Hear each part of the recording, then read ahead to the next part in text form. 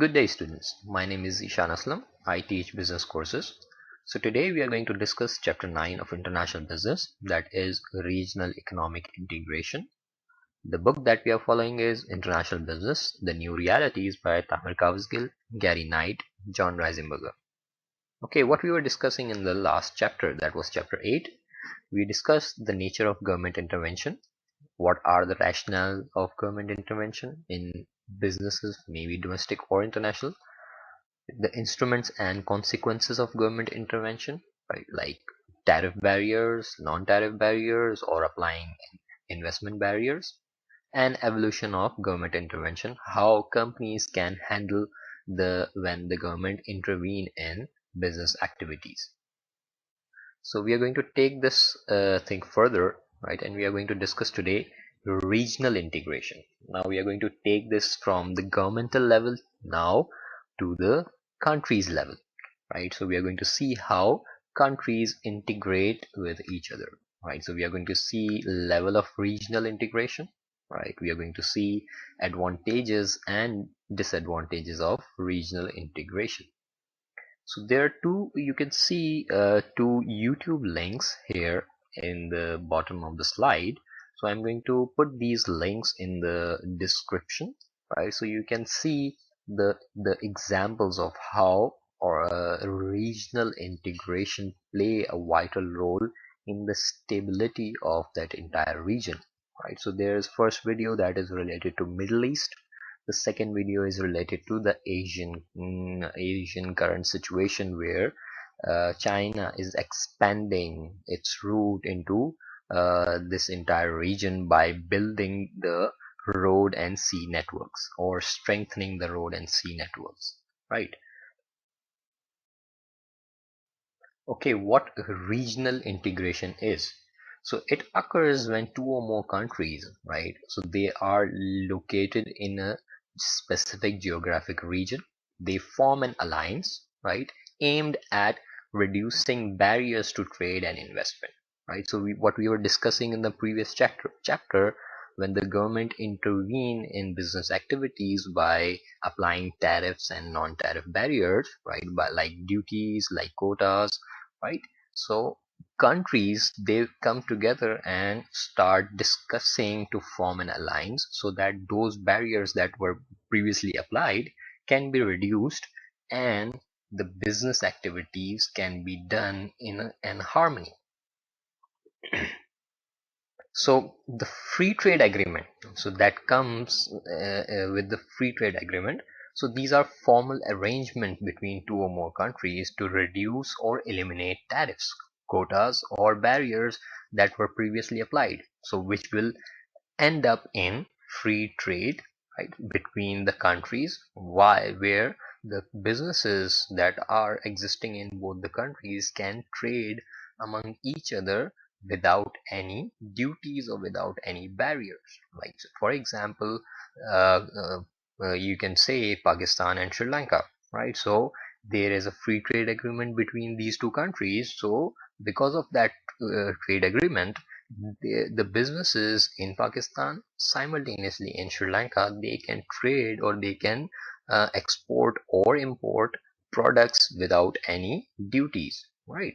So this is what free trade agreement is. Now let's see what are the levels of regional integration, right? So there are 5 levels of regional integration, right? So for example, the very first one is free trade area, second one is customs union, third one is common markets, fourth one is economic union, fifth one is political union, right? So these are 5 levels. So as the rank is increasing, so is the level of integration among the countries is increasing, right? So again, there is a YouTube link at the bottom of the slide. I'm going to share it again in the description, so you can find it, right? And you can see the life examples, or these are, you can say, kind of video case studies to help you better understand these concepts. Now let's look at what these 5 levels are. So the very first level, that is free trade area.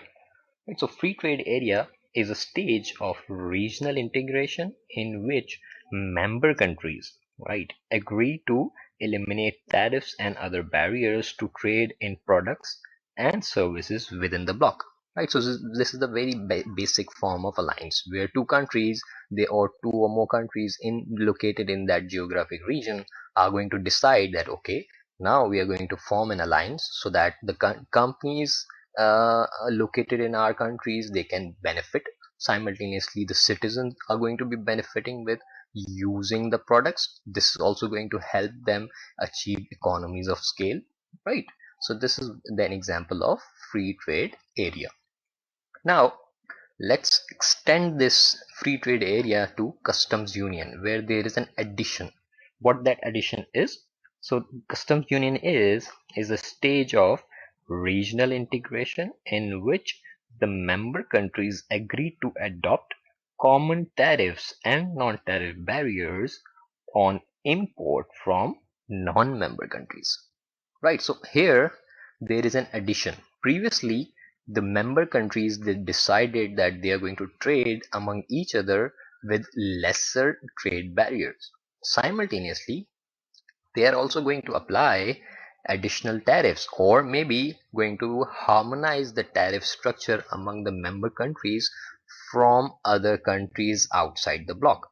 Like, so here the example is of Mercosur, right? So Mercosur, what they did, so all the exporters outside this regional alliance of Mercosur, they applied similar tariffs so that no other countries outside the bloc can have an undue advantage, right? Now let's extend it to the common markets. What common markets are? So it is a stage of regional integration in which trade barriers are reduced or removed. Common external barriers are established, and products and services and factor of production are allowed to move freely among the member countries. Now, here you can see that the trade and tariff barriers are eliminated among the countries. Simultaneously, external tariffs are harmonized or systematically applied in all the member countries, which are being applied to all the other countries outside the bloc. Now, the third level is now you're going to be applying free movement of products, labor, and capital. Right, so example can be the pre-1992 European Economic Community, right? So currently that is being known as European Union. So when this European Union was like new at the time, they implemented free movement of products among the countries. Like for example, Germany can bring in or export products to any other country, right? Or German labor can move to Italy or France without any barrier, right? Or if any company located in that member country, they want to extend their branch into any other country in the member state, they are going to be allowed without any barrier, right? Okay, now the fourth stage here is economic and monetary union. In this stage of regional integration, in which member countries enjoy all the advantages of early stages but also strive to have common fiscal and monetary policies.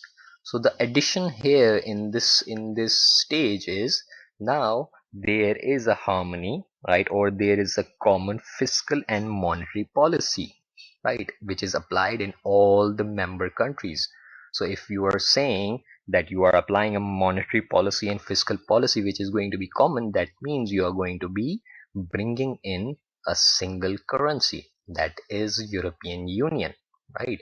So European Union current days, which you can see all the member countries, they can trade among each other without any barrier. Simultaneously they are using a single currency, that is euro, right? So that is the fourth level of integration, right, of the countries. So simultaneously you are going to see how the stages are being increasing, and how the alliances are being increasing, and how the harmony in trade is increasing, right?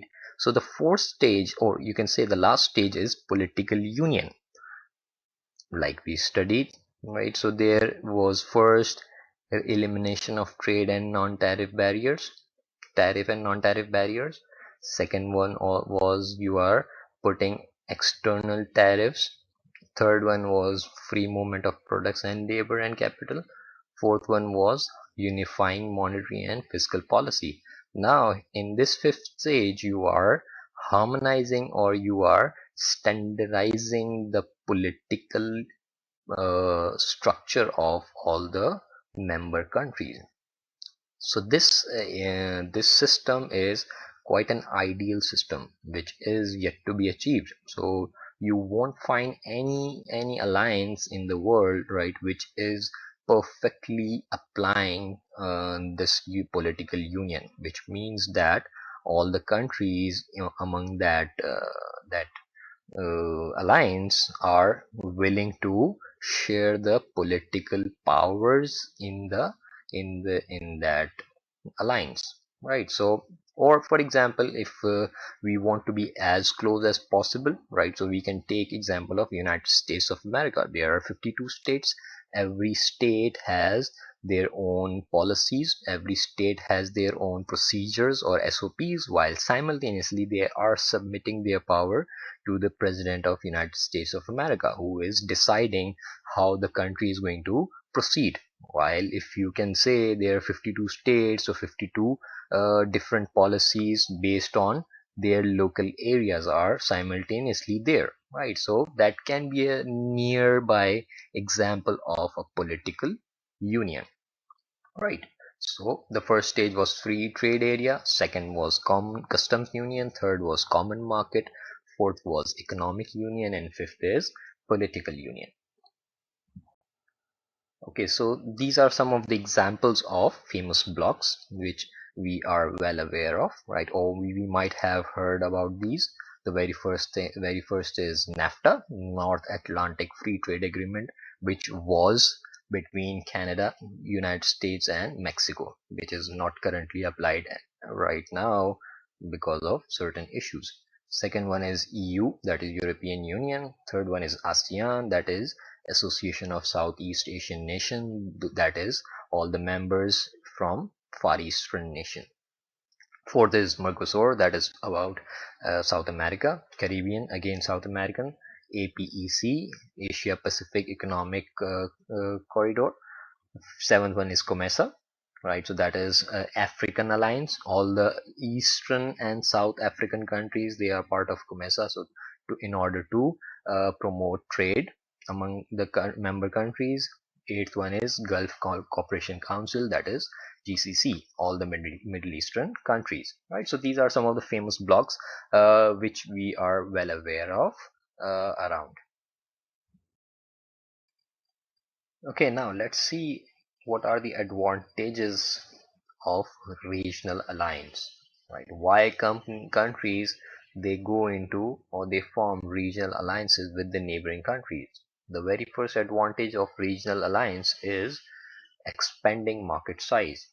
Like simultaneously, when the countries are forming or harmonizing the trade, right, or encouraging the trade activities or reducing the tariff barriers or non-tariff barriers, simultaneously the local companies located in these countries, they are going to expand, or they are going to try to access the other markets, right, which is going to lead them to increase their market size, right, to increase their production, to increase their capacity, right? So they're going to be selling more, right, into other countries because of the lesser trade barriers, so which is going to give them economies of scale in terms of production, in terms of cost, right? So now, because when they are exporting, when they are producing more, so they are going to be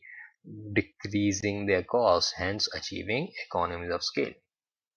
Third one is direct investment from outside the block is going to be entering.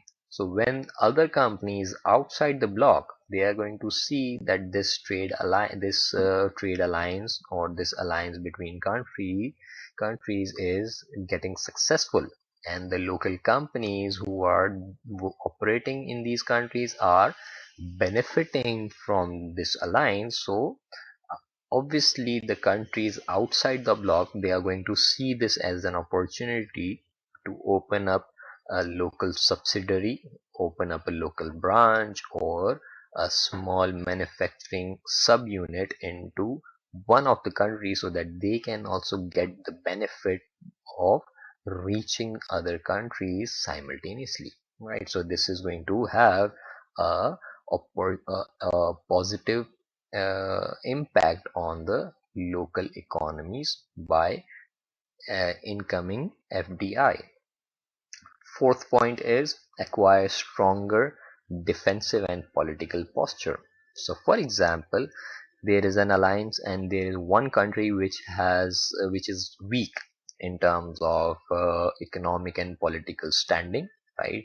So because of this strong alliance between the countries, so that country is going to have bit of a protection from the external threats from other countries which are not part of that bloc, right? So you can say a country's defense in terms of countering the political and economic threats from outside the bloc or other countries is going to be spread all over that alliance. Simultaneously, the success of that alliance that is being formed among the country depends on certain points. The very first is similarity of culture and language, right? So that is a success point. If the culture and the language of all the member countries that have formed an alliance is similar, that is going to increase the chance of a successful regional integration, right? It is not really necessary that it is going to be there, right? So that means the culture and language, if is same, that doesn't mean that it is going to be a success all the time, but it is going to be having a contribution. Second one is geographic proximity, right? So the countries in the neighboring, right, the countries who are neighbors, right, they are going to have a successful regional alliance. It is not going to count like a country located in South China, right, somewhere, like for example Vietnam. They can have a very successful alliance with United Arab Emirates, right? So because they are too far from each other, right? So it might take it into a memorandum of understanding or certain alliance, but it is not going to be a regional integration, right? Third one is political similarity. So the political system should also be similar or should also be looking into same direction, right? So in case uh, two countries in that alliance, they are looking into opposite direction in terms of political motives, right? So they have their own motives in terms of the political standing. So that is going to make that integration, make that regional alliance a weak one. Right? So for example, SARC, right? So in SARC, Pakistan and India, right? So if we compare these two countries, they are similar in terms of culture, in terms of language, right? In terms of the geographic proximity, they are neighbors, but because of the political differences, this alliance is not really successful. Fourth one is cross national economic dynamism, right? So there has to be enthusiasm to take that economic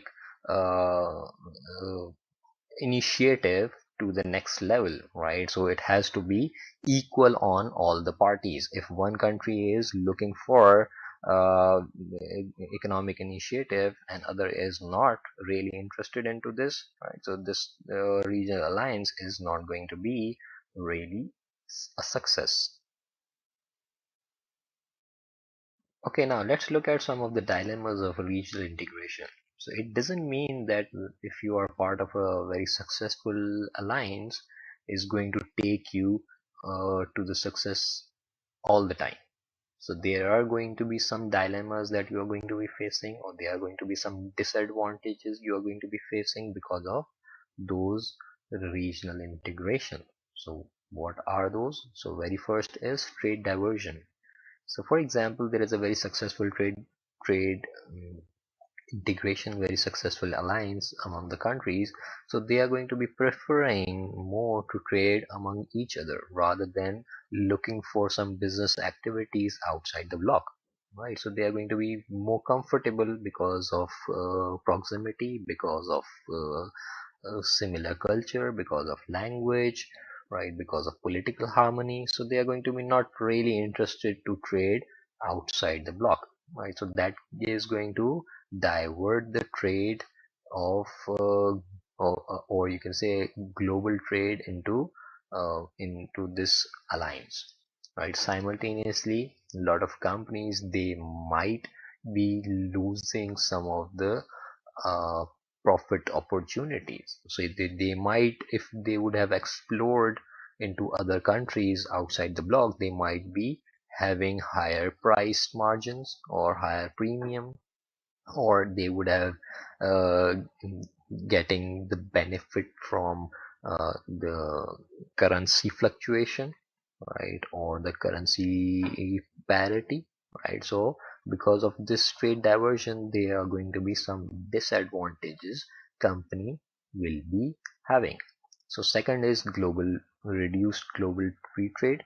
Now when the countries, they are having alliances with the neighbor, so this is going to take to the less free trade among the global partners. So every other country, they are going to be preferring to trade in the alliance countries, right, or the neighboring countries. So the global trade is going to have an impact, right? So a lot of countries, they would be missing out, or they would not get the products from those countries, right, because they would be preferring to trade in that regional alliance.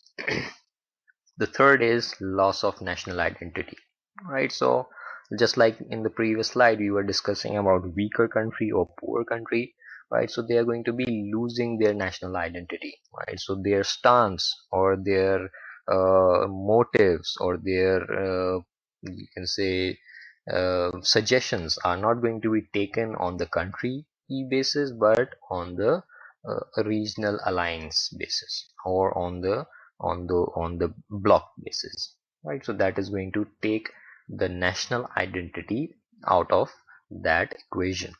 The fourth is sacrifice of autonomy, right? So here now the power to decide, or power to decide the policy matters, is going to be more towards that regional alliance rather than the weaker country, right? So if the country is weak in terms of political and economic standing, right, so they are going to be losing autonomy to decide the policies which are to be taken to for the better interest of that integration. So the countries who are strong, they are going to take all the decisions, while the weaker countries are going to be missing out uh, in their suggestions, or in their decision matters. Fifth is transfer of power to advantage firms. Right, so just like if there is a regional alliance where the countries have extended those alliances in the free movement of trade and labor and capital, right? So the companies who are in larger in size, or who have good amount of capital, so they are going to be in a better position to either acquire weaker firms in that region, or they are going to be competing on price now because they want bigger market share, right? So you can say the power of those advantage firm uh, is going to be higher. Sixth is failure of weak and small firms.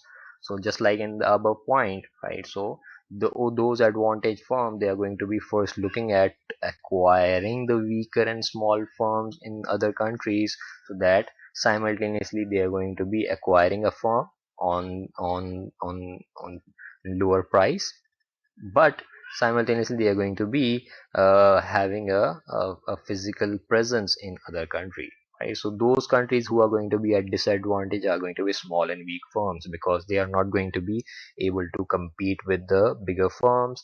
They are not going to be able to produce the quality that the bigger firms are offering in the market, right? So they are either going to be forced to close down or being acquired. So because of these acquisitions, right, so this is going to take us to the point 7, that there is going to be corporate restructuring, right? So a lot of companies, when they acquire, they also simultaneously restructure that entire organization, or they bring the local culture that they are having in the headquarters to the side company, to the branches, right? So that is going to take the company to restructure that entire business operation. Simultaneously they might uh, lay off some of the human resource, because now they are going to be shuffling, or they are going to be deciding how the business is going to work, right? So they are going to be definitely job losses as well, right? So these are some of the dilemmas regional integration have, right? So this is the end of this chapter, right? So we are going to meet for the chapter 10, right? So at the end, I would again request you to subscribe this channel, so that you are well aware of the upcoming lectures. Thank you.